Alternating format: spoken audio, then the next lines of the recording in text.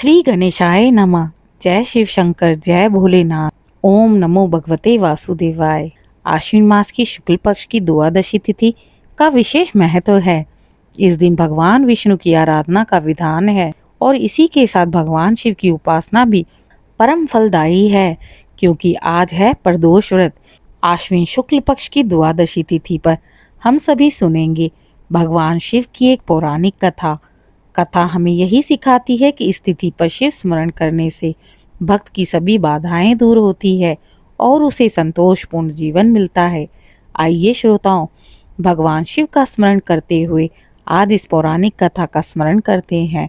ओम नमः शिवाय। श्री शिवाय नमस्तुभ्यम। प्राचीन काल में चित्रांगद नामक एक धर्मात्मा राजा था।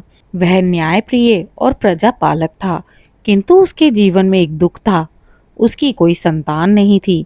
वह उसकी रानी प्रतिदिन मंदिरों में जाकर देवताओं की पूजा किया करते, दान पुण्य करते और विशेष रूप से भगवान शिव का ध्यान करते।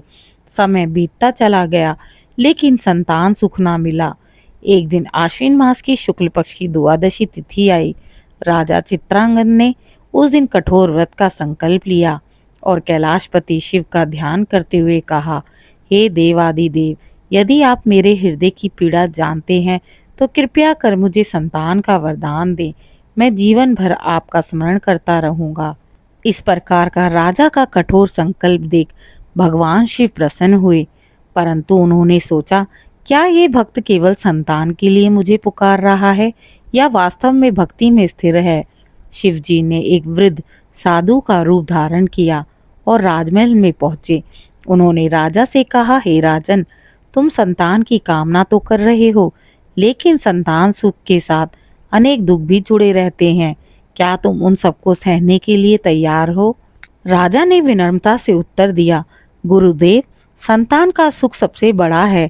यदि कष्ट भी मिले तो मैं सह लूंगा, परंतु संतानहीन रहना मेरे लिए असहनीय है।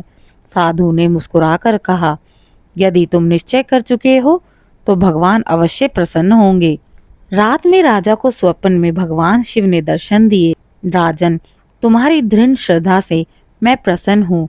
आश्विन शुक्ल द्वादशी के दिन तुम्हारे व्रत और कठोर भक्ति को देखकर मैं तुम्हें एक वीर पुत्र प्रदान करता हूँ। वह धर्मपरायण और प्रजापालक होगा। कुछ ही समय बाद रानी ने एक पुत्र रत्न तेजस्वी पुत्र को जन्म दिया। राज्य में उत्सव मनाया गया और राजा चित्रांगद ने शिव मंदिर में जाकर भगवान महादेव का आभार प्रकट किया। राजा और रानी का पुत्र बड़ा हो गया और वह बहुत ही तेजस्वी बना। अपने माता और पिता के अनुसार वह भी इस व्रत को करने लगा। इस प्रकार राजा का जीवन सुखमय हो गया। श्रोताओं, यदि भक्त दृढ़ निश्चय और सच्चे हृदय से भगवान शिव की आराधना करता है तो वह अवश्य कृपा प्राप्त करता है। आश्विन मास की शुक्ल द्वादशी को किया गया व्रत और पूजन परिवार सुख, संतान की प्राप्ति और कुल की उन्नति देने वाला माना गया है। भगवान शिव भक्तों की परीक्षा लेते हैं ताकि उनके मन की गहराई जानी जा सके।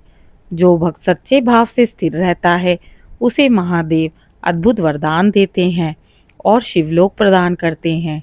भक्तों, आश्विन मास की शुक्ल पक्ष द्वादशी की यह कथा हमें यही शिक्षा देती है कि भगवान शिव कभी भी अपने भक्तों को निराश नहीं होने देते, उनकी प्रार्थना को व्यर्थ नहीं जाने देते, परंतु वह पहले उनकी आस्था और धैर्य की परीक्षा लेते हैं।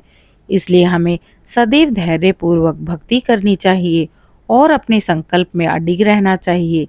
इस तिथि पर शिव पूजन, बिलपत्र अर्पण करना, ओम नमः शिवाय मंत्र का जप करना भक्त की सभी मनोकामनाएं पूर्ण करता है और जीवन को सुखमय बनाता है। आइए हम सब मिलकर कहते हैं, हर हर महादेव। प्रिय श्रोताओं, आशा करती हूँ आज की सुनाई गई कथा आप सभी को पसंद आई होगी। अपनी श्रद्धा को व्यक्त करने के लिए मेरे चैनल को लाइक, शेयर, सब्सक्राइब करें। कमेंट में ओम नमः शिवाय अवश्य लिखें।